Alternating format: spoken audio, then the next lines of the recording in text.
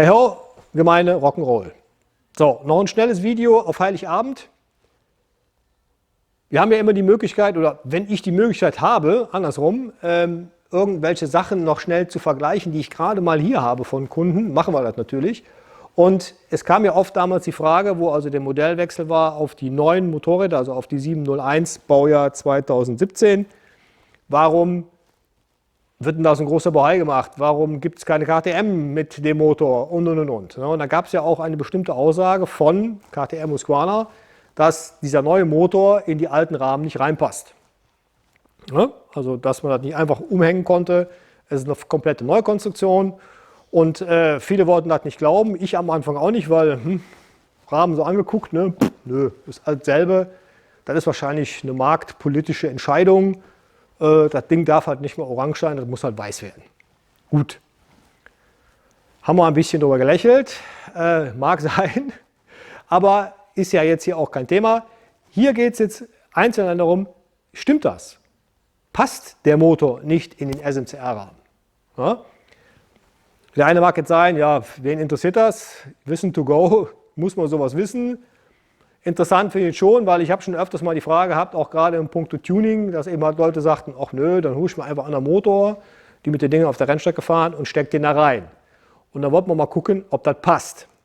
So, habe ich geguckt, weil ich habe nämlich zufälligerweise gerade noch einen 16er SMCR-Rahmen hier und unseren aktuellen 701 Enduro 2017 frisch vom Pulvern, deswegen nicht erschrecken, ist jetzt schwarz, nicht mehr weiß. Und da dachte ich mir, komm, dann stecken wir den mal eben um, beziehungsweise der Motor stand ja eh hier auf der Werkbank. Und dann legen wir jetzt mal den KTM-Rahmen einfach da drüber. Passt er oder passt er nicht? So, und ob er passt und ob er nicht passt, das sehen wir jetzt im Detail. Jetzt gehe ich mit der Kamera mal daran. So, und ihr seht jetzt hier, habe ich mal, wie gesagt, den SMCR-Rahmen über den 701 Euro 4 Motor drüber gestülpt. Und im unteren Bereich ist alles easy going, passt alles wunderbar. Ne? Achse passt, untere Stehbolzen passt, Motorhalterung. Der Motor passt auch so einwandfrei da rein. Es ist nicht breiter oder schmäler wie der andere auch. Auch die vordere Aufnahme, ja, da hängt jetzt hier nur so locker drin. Weil hier sind ja keine Muttern mehr im Rahmen drin, aber hier, wenn ihr so rein die Schrauben reinsteckt, auch hier alles wunderbar, geht auch schön am Ölfilter vorbei. Also das ist alles die gleiche Geometrie, passt alles wunderbar. Aber jetzt werdet ihr sehen, warum das nicht passt, denn hier ist was im Weg. Und zwar der Zylinderkopf, also der Zylinderkopfdeckel. Ihr seht also, dieser neue geformte Zylinderkopf passt einfach nicht mehr in diesen alten Rahmen rein, weil er quasi hier gegen diese Strebe stößt. Ja, der baut einfach zu breit nach hier aus und das hat dann, oder das haben dann die Rahmenkonstrukteure bei Husqvarna anders gelöst. Und dann seht ihr jetzt hier in dem Rahmen. Wir haben schon mal hier einen größeren Abstand der beiden Streben. Ja, also die wird wahrscheinlich gleich sein, ich habe noch nicht genau gemessen, aber diese ist halt nach da versetzt. Nochmal zum Vergleich. Ja. Abstand hier und wir haben hier eine Kröpfung des Rahmenrohres oder der Querverstrebung. Dadurch hat der Zylinderkopf ausreichend Platz und kann dann auch demontiert werden, wenn man dran muss. Ansonsten fällt noch auf, wenn man sich mal die Verstrebung vom Steuerkopf anguckt, ja, Husqvarna, KTM.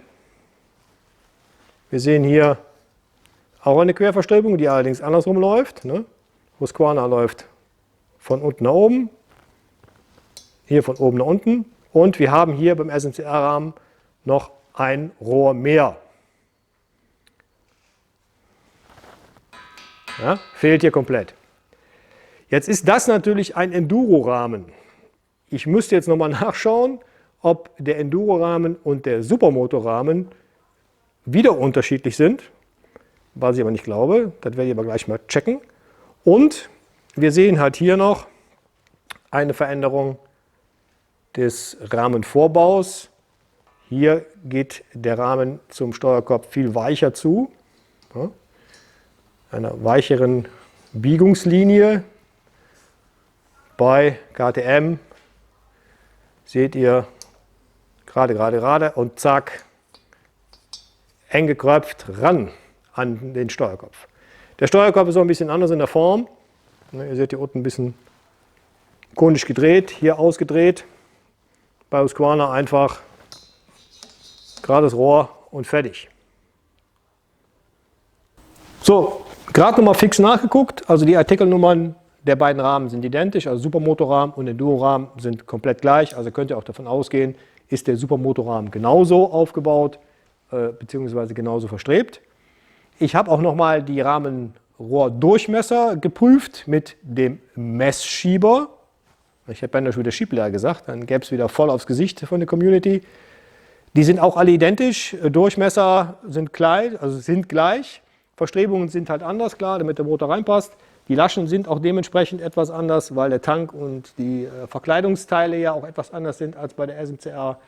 Und oben mit dem Steuerkopf hat man ja schon erwähnt, dass der etwas anders geformt ist, beziehungsweise etwas anders gekröpft ist. Ansonsten, wer unbedingt so einen Motor da reinbauen will, ja, braucht mindestens eine gute Flex und ein Schweißgerät. Ob das sinnvoll ist, das müsst ihr selber entscheiden.